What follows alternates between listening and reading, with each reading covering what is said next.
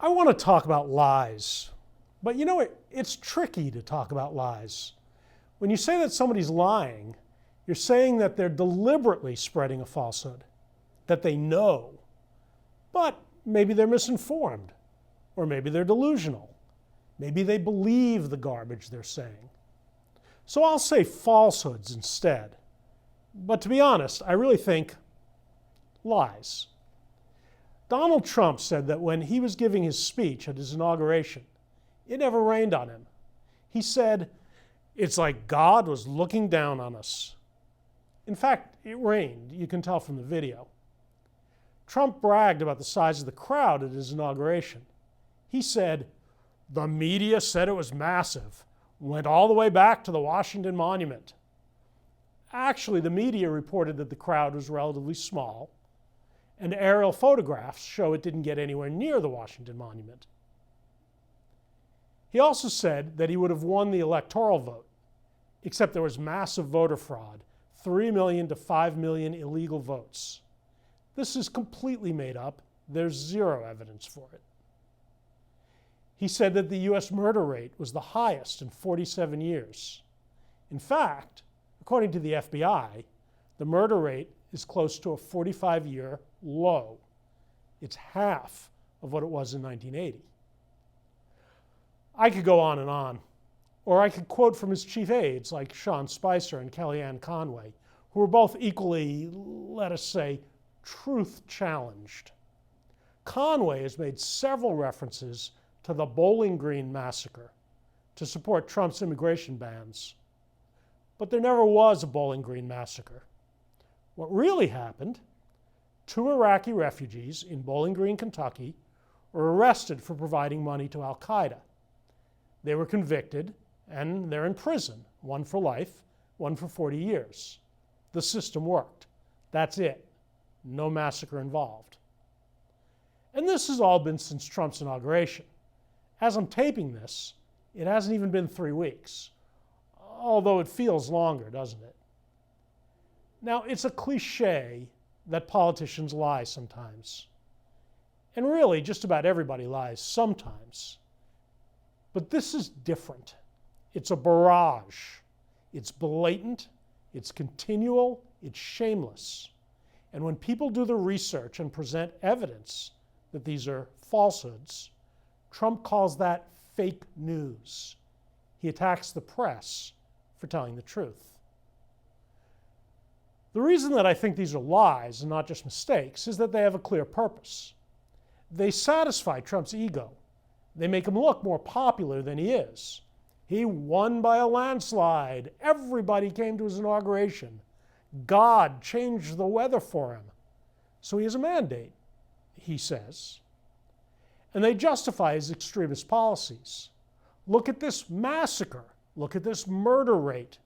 If we're all very scared, then we'll let him do anything to keep us safe. Build a wall, crack down on Muslims and Mexicans, maybe create a police state. Who knows what he's got in mind? They also prepare the way for future lies, whatever they may be. The underlying message is only Trump tells the truth. The free press, fake news. The evidence, ignore it. The president will tell you what's real, no one else. Obviously, this means that when he does something wrong, we'll never know. Convenient for him, dangerous for us. All of this is very dangerous to a free society, and it's hard to know how to fight back. A lot of people seem very willing to believe the lies, and there are a lot of people who don't even seem to care that they're lies. It's particularly baffling to me that conservative Christians who've been lecturing the rest of us about moral values for decades are so thrilled with a guy who spends so much time breaking at least one of the 10 Commandments. I have to hope that people are going to get tired of being lied to, that their BS detectors will finally switch on. Here's one bright spot. In a Gallup poll, 55% of Americans say they disapprove of the job Trump is doing. That's the highest disapproval rating for any US president at this point in his career. So maybe people are catching on. Trump, of course, says this is fake news. Another bright spot, George Orwell's famous novel 1984 described the abuse of lies in government in tremendous detail when it was written back in 1948. The book is suddenly #1 on Amazon's bestseller list. That's got to be good for something. And now I'm going to do something I've never done before. I'm going to quote a Nazi. Joseph Goebbels was Hitler's minister of propaganda. He famously said, if you tell the same lie enough times, people will believe it. And the bigger the lie, the better. He also said, propaganda must facilitate the displacement of aggression by specifying the targets for hatred. In other words, it needs scapegoats. I think it's the job, really the patriotic duty, of all Americans to ask themselves, is this where we're headed? And if so, how do we change course? Because the fate of our free society depends on it. You can't build a decent country on lies. We love to get mail from you. Email us at comments@outlookvideo.org. To contact us by phone, call 408-293-3040, extension 205. Visit our website at outlookvideo.org. Subscribe to our YouTube channel at youtube.com/outlookvideo. And connect with us at facebook.com/outlookvideo. I'd like to welcome you into the African American Community Service Agency. I'm the executive director here at this organization.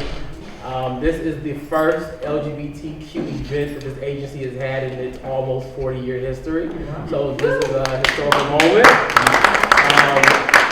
And that's stepping out there into an unknown area, an unspoken area, so that we can really understand what all of the community needs. So we are having an open space today. So you should feel comfortable to ask questions. We do have 3x5 cards that Fabiana will pass around for you to ask questions and to be able to just make this a learning environment.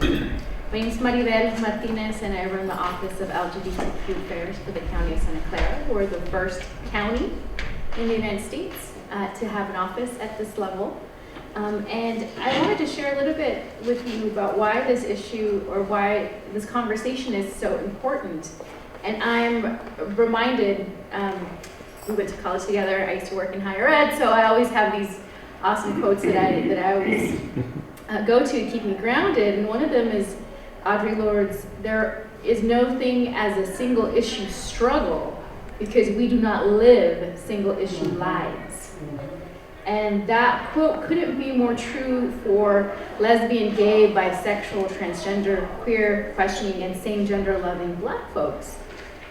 So as we get started on this conversation, I just have maybe 2 minutes worth of some introductory kind of remarks to make. On June 26, 2015, in a 5-4 ruling in the case of Obergefell versus Hodges, the United States Supreme Court recognized the validity of same-sex marriages. In that decision, the court ironically relied on the case of Loving versus Virginia, decided June 12, 1967. And in the Loving case, a unanimous Supreme Court recognized the validity of interracial marriages. This country's long and hard-fought struggles for civil rights and for civil liberties have been consistently led by the Black community. Integration of schools, voting rights, the death penalty. We, the Black community, was always there, always, except for the gay rights movement. And why is that? Why have Black folks, why has the Black community gone AWOL on this major civil rights issue? There are many in the Black community who don't believe that gay rights have anything to do with civil rights. And there are those in the Black community whose religious views lead them to perceive those of us in the gay community as sinners, to be pitied and prayed for. So I just like to have a conversation. So just a little background. So Billy DeFrank, when you mentioned that, I also run the theater company, Tabia, that's been in San Jose for over 30 years. And we used to perform quite a bit there at the Billy DeFrank, and several of our members were gay. So the lesbian, and the one, as I was watching what Reverend Moore showed, is that that's good that we show our entertainers and artists and that we have them as role models, but that's where we accept it, right? Within the arts community, we kind of give, you know, them an okay, because that's who artists are, right? And the Miss Queen, you know, probably thinking back, there were always, you know, probably the gay men that we kind of knew, but the whole lesbian is a different kind of, right? If it was happening, it was hidden. So I just want, you know, to say there's ignorance on my part, and understanding that I think where we are in today's society, where some people say like with the young women, I mean, it's become epidemic. You know, so we shy away from that. It's like we think everybody is a lesbian. So, you know, I think that's one of the issues, which should be a good thing. And why is it a bad thing, right? So education of awareness of HIV/AIDS, and then our churches getting people to accept it, that taboo around it and all of that. I had a brother who died of AIDS, and he was an intravenous drug user for, you know, periodically, sporadically, not a heavy drug user, but he was sick. And he died, but many times it's like, oh, was he gay? You know, so that was the association with it, and people were, did it matter? He was sick, so there's a lot around that I am really dedicated to educating and hopefully building awareness in our community.